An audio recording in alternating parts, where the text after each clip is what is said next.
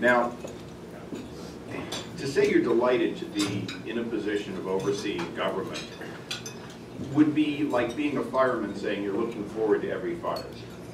And I think it's very important that people who have the position that I now have, whether it was Ed Towns or Henry Waxman or Tom Davis or Dan Burton, and you can keep going back, we've had different mindsets each time.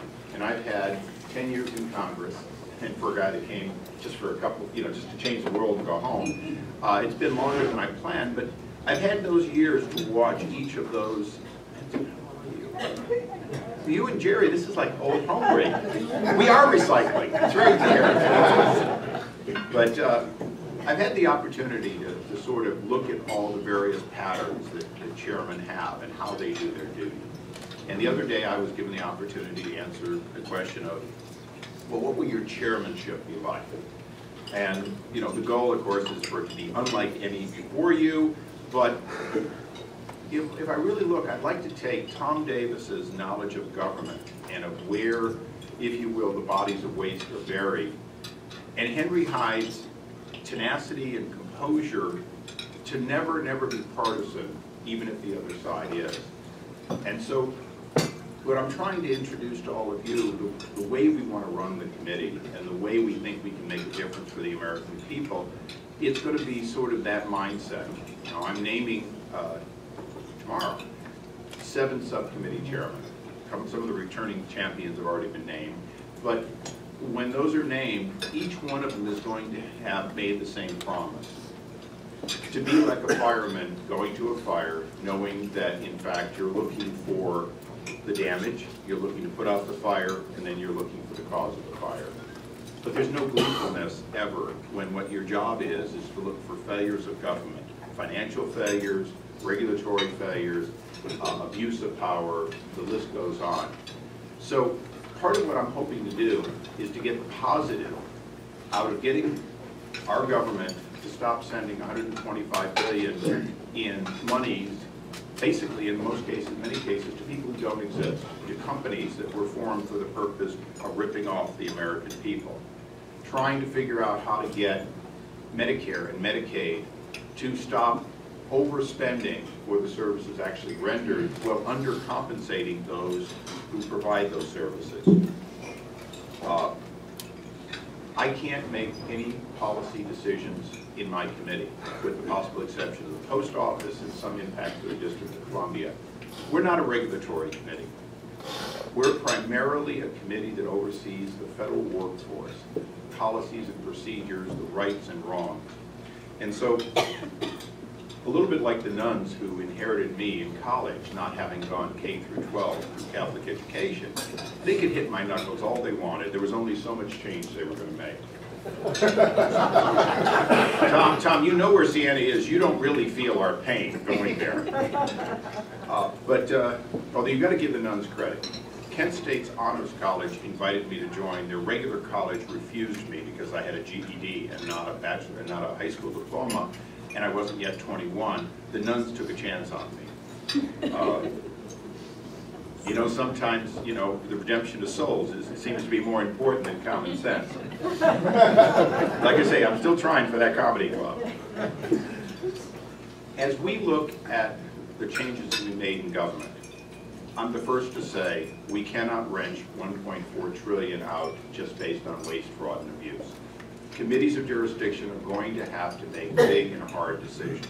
We are not going to be able to bring as much money into Social Security as we currently do and pay as much out as we currently do forever.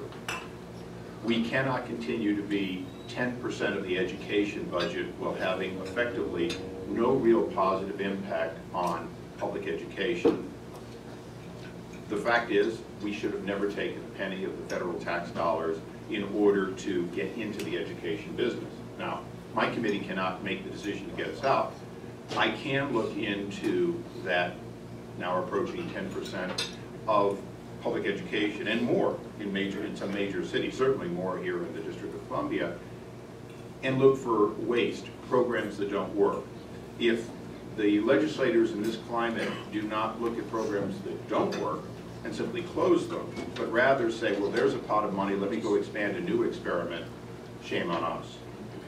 When we look at Medicare, Medicare is increasing so fast that if regulatory reform and adherence to sound principles, including medical oversight of necessary procedures, doesn't get better, then no amount of finding, let's say, $100 billion or $70 billion, there are a lot of different estimates, in actual false payments is going to, for very long, forestall the fact that as it increases by 10 and 20%, we're only knocking off a year or two of growth, ultimately leading to an insolvency. A few days ago, well, now it's a couple months ago, I used the term corruption. I want to tell everybody here that if power corrupts, and absolute power corrupts absolutely, then money, as it grows larger than it needs to be, as it is assigned to programs and to administrations more loosely and larger amounts, corrupts the very process. Now that's a principle that, again, I do not have the jurisdiction to stop, but I have the ability in this next 2 years to show why TARP was a mistake, not based on what it did, but based on how the Congress issued the dollars. We basically handed President Bush a blank check based on a promise, none of which did he ever do. President Bush told us he was going to do one thing, and to our dismay, he, Bernanke, Paulson, and the others did completely different items, and then on top of that, did what we had suggested was an alternative to TARP. In other words, the Fed used its power in the trillions on top of the various uses of the TARP. Now maybe it was the exact right set of decisions. That's for the financial services and other committees to be primarily looking at, was the money well spent? If you were to have a similar situation in the future, would you use some of the tools that were used by the Bush and now the Obama administration? The presumption is, yes, you would. Some of those tools were productive. Some of them, like HAMP, continue to basically give people the false assumption that they can bail out homes, they get into the front end of a program, half of them never even get officially into the program, and the other half, 10% or approximately, are already defaulting. It is an incredibly failed program. Again, like the firemen, I only go to the failed programs, I only go to the fires. Our committee will look at the failed parts of TARP. We will also, I think, over the next few years, more than anything else that we've ever contributed as a committee, we will begin focusing on regulatory excesses. And regulatory excesses in some people's minds are, you shouldn't have had this law, you shouldn't have had that law. I suspect that by the time, and we sent out hundreds now, it was originally 150 and it's grown, letters to industry. Members of Congress are being encouraged to talk and to send follow-ups to small businesses throughout their district. As we get these answers back and we accumulate them, and some of them, you know, are like Christmas bells. They just keep ringing and ringing, and pretty soon you say, okay, we got that one. But some of them are more subtle. Some of them are 5 well-intentioned regulatory reforms that, when overlapped, slow progress down to a crawl. I can't make a decision about whether or not we should build a new nuclear power plant.